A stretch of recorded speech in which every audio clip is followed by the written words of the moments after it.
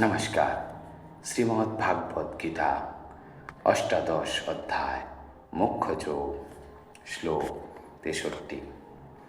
ইতি তে জ্ঞানমক্ষাতং গুজ্ঝাতরং ময়া ভ্রমিষ্য এতত অশেষেণ যথা ইচ্ছসি তথা কুরু। ইতি অর্থাৎ এভাবে, তে অর্থাৎ তোমাকে, জ্ঞান অর্থাৎ জ্ঞান, আখ্যাতম অর্থাৎ বর্ণিত হলো, গুজ্ঝাত অর্থাৎ গুজ্জ থেকে, গুজ্জতরম অর্থাৎ গুজ্জতর, ময়া আমার দ্বারা, বিমর্ষ বিবেচনা করে, এতৎ এটি, অশেষেণ সম্পূর্ণরূপে, যথা যা, ইচ্ছসি ইচ্ছা করো, তথা তা কুরু কর। অনুবাদ: এভাবে আমি তোমাকে গুচ্ছ থেকে গুচ্ছতর জ্ঞান বর্ণনা করলাম, তুমি তা সম্পূর্ণরূপে বিচার করে যা ইচ্ছা হয় তাই করো।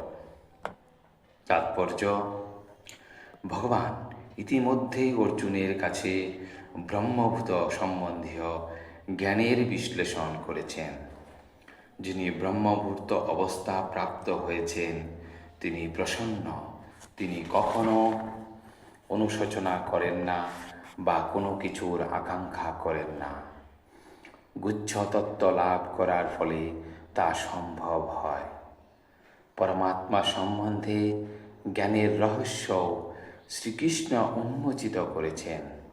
এটিও ব্রহ্মজ্ঞান, কিন্তু এটি উচ্চতর।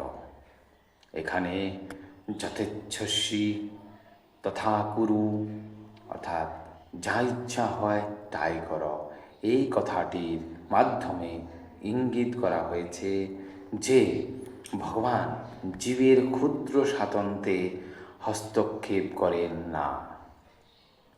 ভগবদ্গীতায় ভগবান সর্বতোভাবে বিশ্লেষণ করেছেন কিভাবে জীবনের মান উন্নত করা যায়।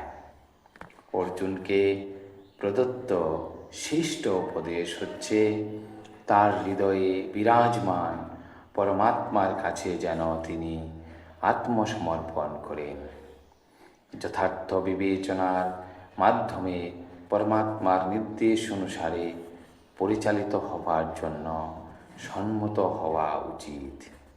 তা মানব জীবনের পরম সিদ্ধির স্তর কৃষ্ণ ভাবনামৃতে অধিষ্ঠিত হতে সাহায্য করবে।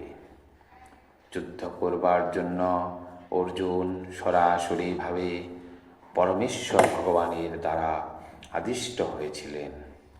পরমেশ্বর ভগবানের কাছে আত্মসমর্পণ করাটা সমস্ত জীবের পরম স্বার্থ।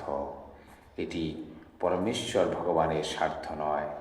আত্মসমর্পণের পূর্বে বুদ্ধি দিয়ে এই সম্বন্ধে যথাসাধ্য বিচার করার স্বাধীনতা সকলেরই রয়েছে। পরমেশ্বর ভগবানের নির্দেশ গ্রহণ করার সেটি উত্তম পন্থা। এই নির্দেশ শ্রীকৃষ্ণের প্রতিনিধি সদ্গুরুর কাছ থেকেও প্রাপ্ত হওয়া যায়। ধন্যবাদ। যদি আপনাদের আমার কন্টেন্টগুলো ভালো লেগে তাহলে কাইন্ডলি লাইক, শেয়ার এবং সাবস্ক্রাইব করে দেবেন। ধন্যবাদ।